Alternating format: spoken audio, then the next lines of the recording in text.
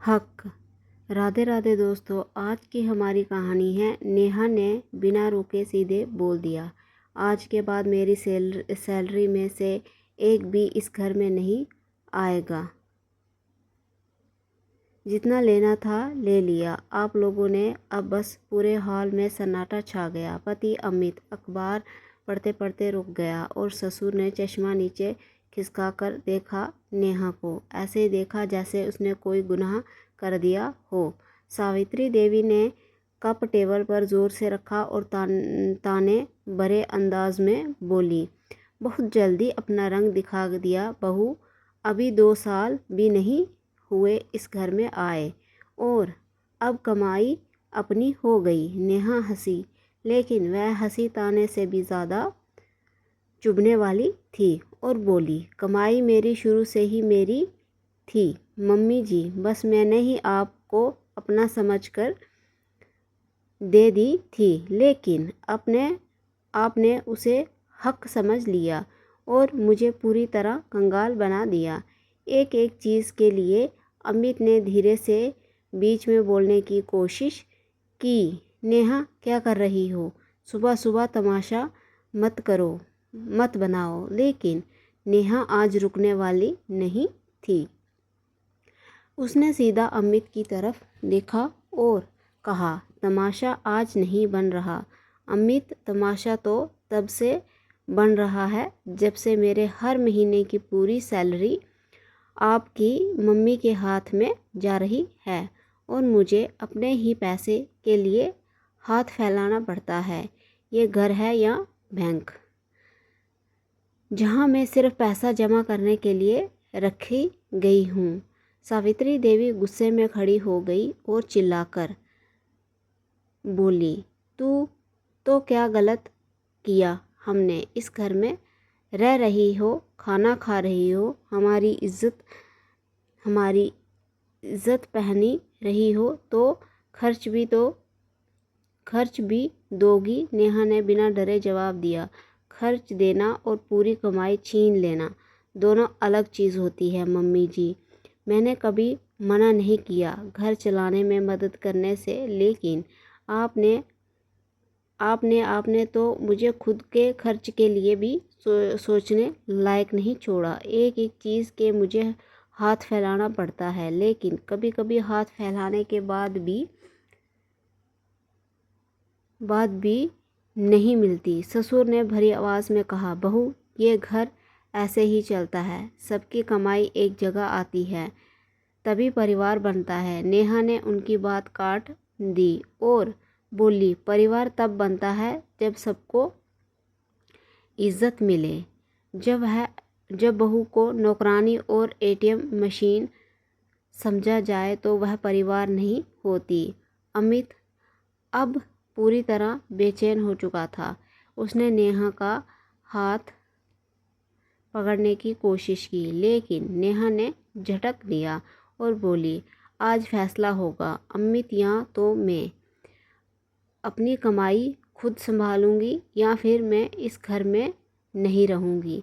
अब मैं हर महीने अपनी मेहनत का हिसाब देने वाली नहीं हूँ। अब मैं अपना खर्च खुद चलाऊंगी। सावित्री देवी तिलमिला गई और ताने मारते हुए बोली, अच्छा, तो अब अपने मायके वालों की तरह रहने का शौक चढ़ गया है? वही सिखाया है ना ये सब? नहीं।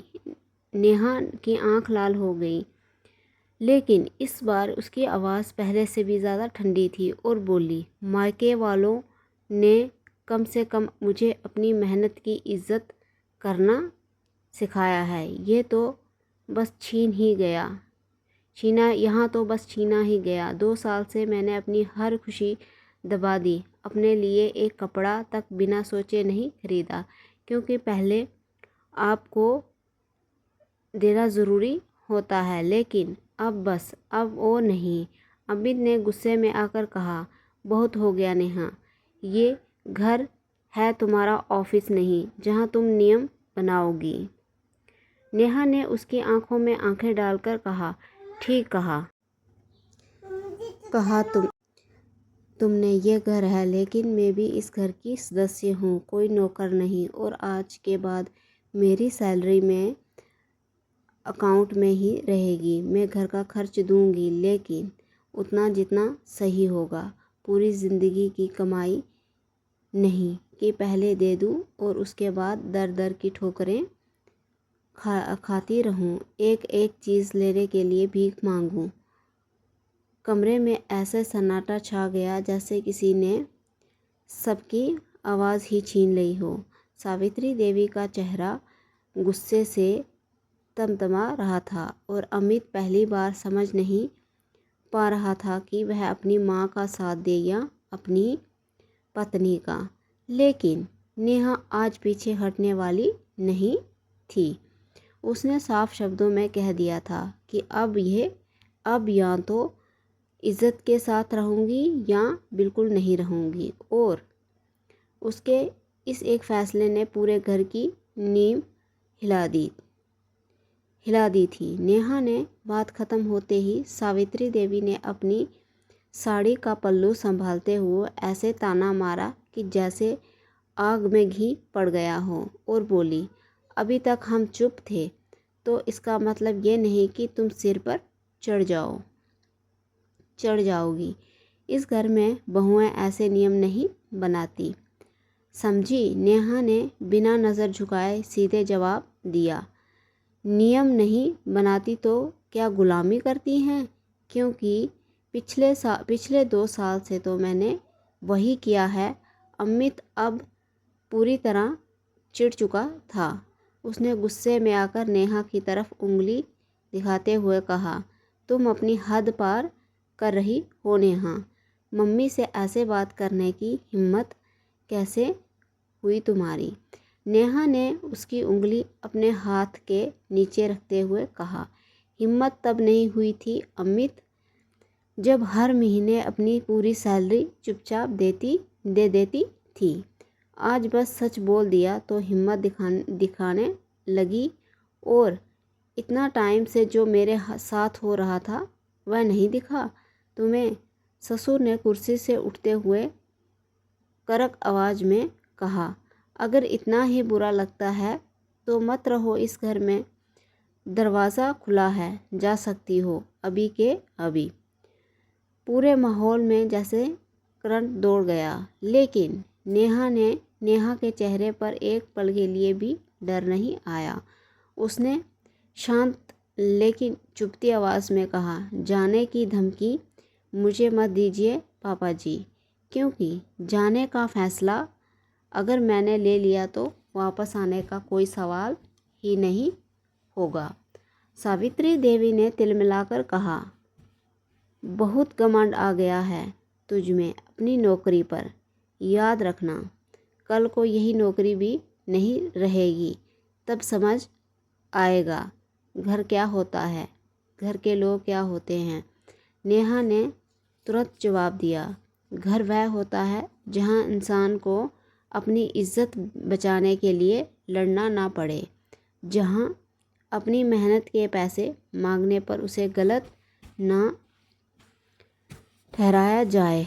अमित अब पूरी तरह माँ के पक्ष में खड़ा हो चुका था। उसने तेज़ आवाज़ में कहा, एक बात साफ सुन लो नेहा, इस घर में वही होगा जो मम्मी कहेगी। अगर तुम्हें अपनी सैलरी इतनी ही प्यारी है तो उसे लेकर अपने मायके चली जाओ। यहाँ रहना है तो सारे पैसे मम्मी के पास ही जाएंगे, जैसे मेरी पूरी सैलरी जाती है। नेहा ने एक सेकंड के लिए भी सोचा नहीं और सीधे बोल दिया, तो फिर तुम्हें भी एक बात साफ सुन लेनी चाहिए अमित, मैं यहाँ अपनी पहचान खोकर नहीं रह सकती। शादी का मतलब ये नहीं होता कि मैं खुद को ही ख़त्म कर दूँ। सावित्री देवी ने व्यंग्य से हंसते हुए कहा, अरे वाह, अब हमें शादी का मतलब समझाएगी ये लड़की।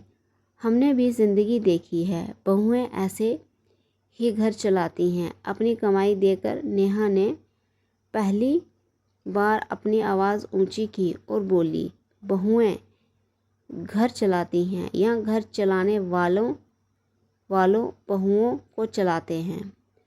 आपने कभी सोचा कि मुझे कुछ चाहिए, मेरी भी कुछ ज़रूरतें हैं या नहीं? हर बार जब मैंने अपने लिए कुछ लेने की बात की, आपने यही कहा, घर में खर्च बहुत है, बाद में ले लेना। लेकिन वह बात कभी आया ही नहीं और ना ही कभी आएगा। अमित ने गुस्से में टेबल पर हाथ मारते हुए कहा, बस बहुत हो गया ये ड्रामा। अभी के अभी अपने कमरे में जाओ और ये सब दिमाग से निकाल दो। कल सुबह अपनी पूरी सैलरी मम्मी को दे देना। यह लड़ाई यहीं ख़त्म हो जाएगी, जैसे हमेशा देती आई हो। नेहा ने उसे घूरते हुए कहा, ड्रामा आपको लग रहा है, क्योंकि आज पहली बार मैंने ना कहा है, वरना 2 साल से जो चल रहा था वह आपको भी बिल्कुल सही लग रहा था। इतना कहकर नेहा मुड़ी और अपने कमरे की तरफ बढ़ गई, लेकिन इस बार उसके कदम में झिझकी नहीं थी, बल्कि एक अजीब सा ठहराव था। पीछे हॉल में सावित्री देवी अमित को भड़का रही थी कि अगर आज इसे नहीं रोका तो कल शिफ्ट चरपड़ नाचने लगेगी, और अमित के चेहरे पर भी अब गुस्सा साफ साफ दिख रहा था। आखिर एक माँ ने अपने स्वार्थ के लिए अपने बेटे का घर उजाड़ ही दी। लेकिन कमरे के अंदर पहुंचते ही नेहा ने दरवाज़ा बंद किया और अलमारी से अपना बैग निकालकर बेड पर रख दिया। उसकी आंखों में आंसू नहीं थे इस बार, बस एक फैसला था जो धीरे धीरे पक्का होता जा रहा था। अब या तो वह घर बदलेगी या फिर वह खुद यहाँ से चली जाएगी। और इस सोच के साथ उसने अपना फ़ोन उठाया और किसी का नंबर देखने लगी, क्योंकि अलग कदम वही सोच समझकर उठाने वाली थी। कमरे का दरवाज़ा बंद होते ही बाहर हॉल में आवाज़ें और तेज़ हो गई थी। सावित्री देवी लगातार अमित को उकसा रही थी कि आज अगर बहू को नहीं रोका तो कल वह सिर पर चढ़ जाएगी। और अमित भी उसे गुस्से में दरवाजे तक आया और ज़ोर से धक्का देकर अंदर घुस आया। नेहा बैग खोलकर अपने कपड़े निकाल रही थी, जैसे वह पहले से ही तर्क करके बैठी हो कि अब पीछे नहीं हटना है। अमित ने जाते ही ऊंची आवाज़ में कहा, यह नाटक बंद करो नेहा, और बैग वापस रखो। यहीं कहीं नहीं जाओगी तुम। नेहा ने बिना उसकी तरफ देखे जवाब दिया, मैं नाटक नहीं कर रही हूँ अमित, मैं बस वह कर रही हूँ जो मुझे 2 साल पहले ही कर लेना चाहिए था। अगर कर लेती तो इतनी तकलीफ़ मुझे नहीं उठानी पड़ती। अमित ने आगे बढ़कर उसका हाथ पकड़ लिया और गुस्से में बोला, तुम इस घर की बहू हो, ऐसे बैग उठाकर जाने की इजाज़त नहीं है तुम्हें। नेहा ने झटके से अपना हाथ छुड़ाया और सीधी उसकी आंखों में देखते हुए बोली, बहू हूँ इसलिए 2 साल तक चुप रही, लेकिन तुम लोगों के अंदर तो इंसानियत भी मर चुकी है। लेकिन इंसान भी हूँ मैं, इसलिए अब जा रही हूँ। मुझे किसी की इजाज़त की ज़रूरत नहीं। अपनी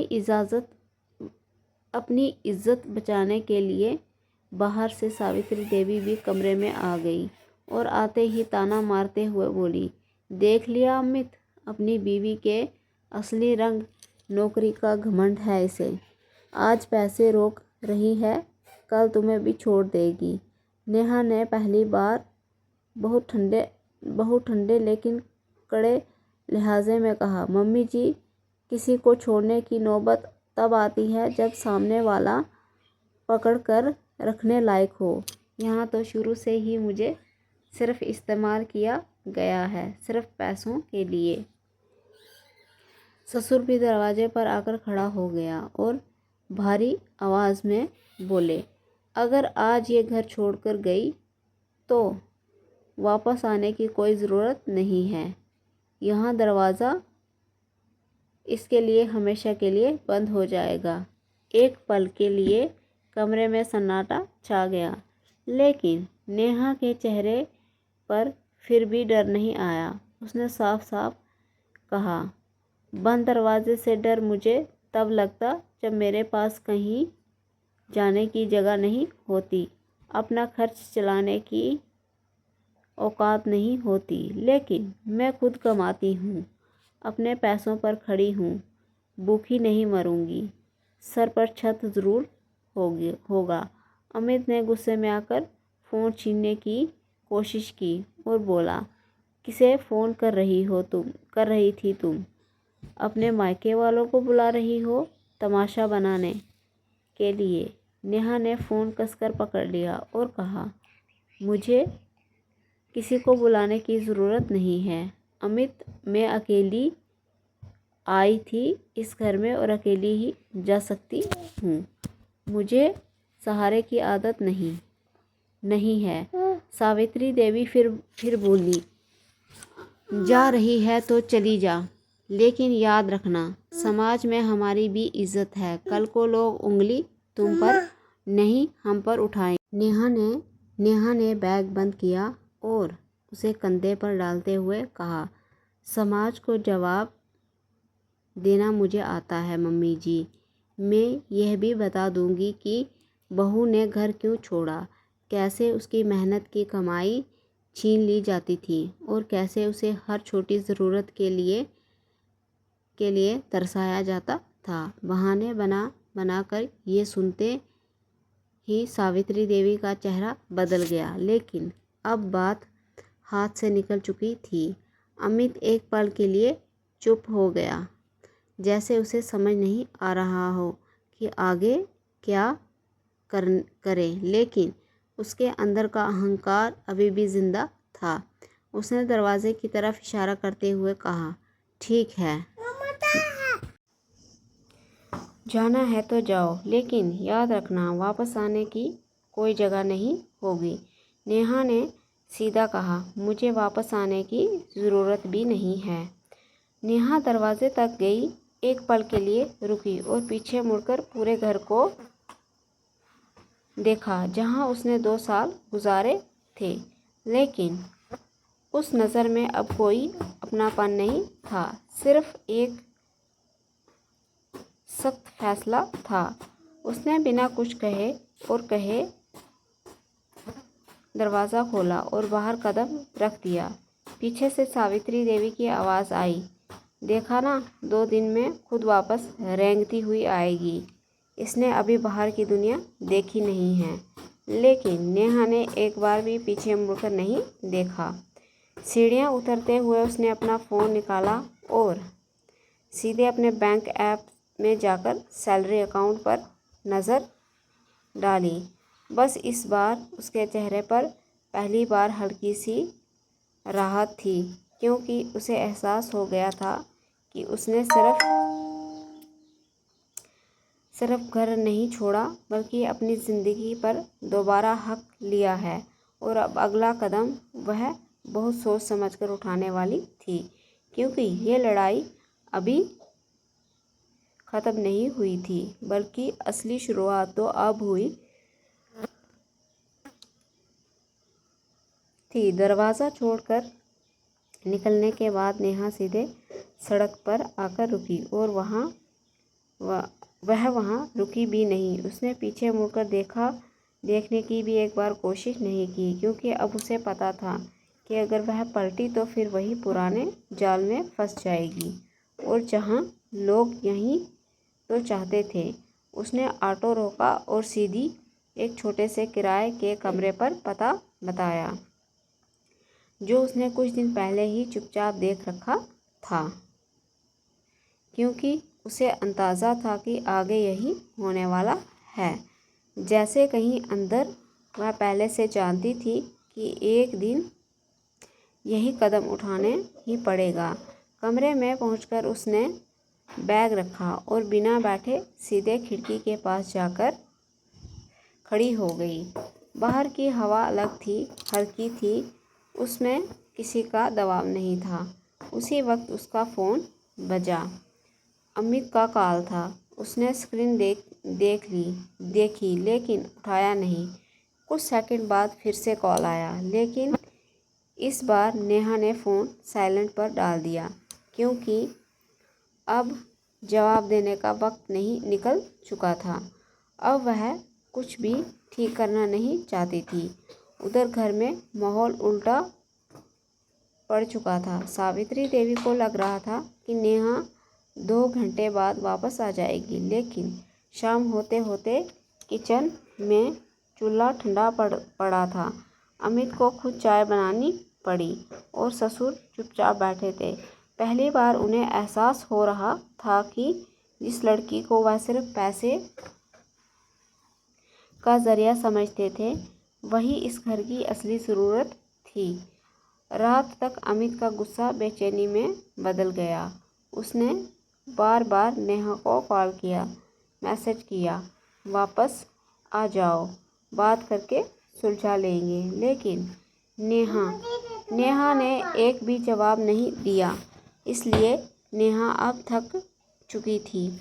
सब कुछ सहते सहते अगले दिन सुबह नेहा अपने लिए नए कमरे में उठी तो उसके चेहरे पर डर नहीं था, बल्कि एक अजीब सी शांति थी। उसने सबसे पहले अपना बैंक ऐप खोला और अपनी सैलरी को देखा, जो पूरी की पूरी उसके अकाउंट में थी। पहली बार उसे लगा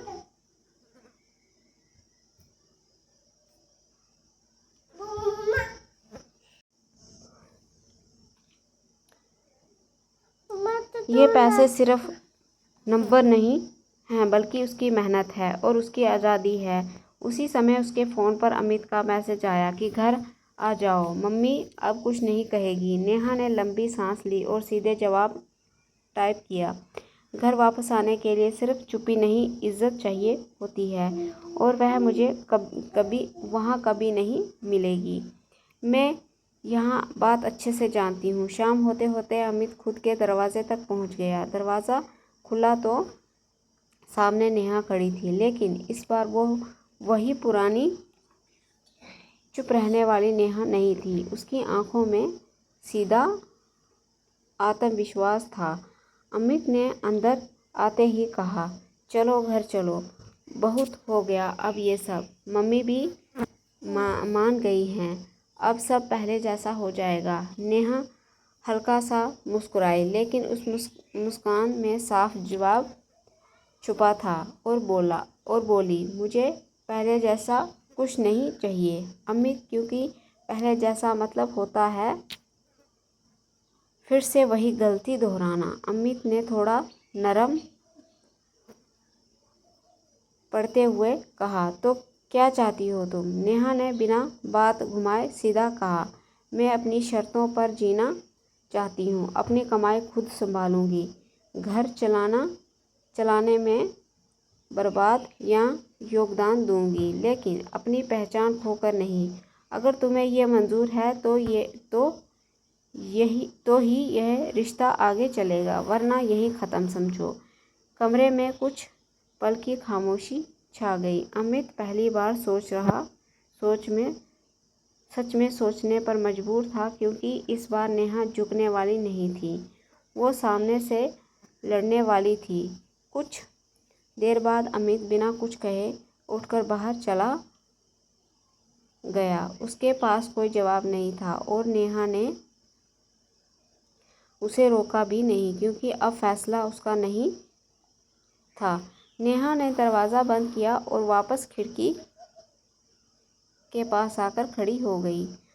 बाहर वही हवा चल रही थी, लेकिन इस बार उसके चेहरे पर एक साफ सुकून था। उसने किसी को खोया नहीं था, बस खुद को वापस पा लिया था, और अब वह किसी भी कीमत पर खुद को फिर से खोने वाली नहीं थी और यह उसका अंतिम फैसला था। अगर कहानी दिल को छू गई हो तो लाइक शेयर करें, सब्सक्राइब ज़रूर करें। धन्यवाद। मिलते हैं नेक्स्ट वीडियो में।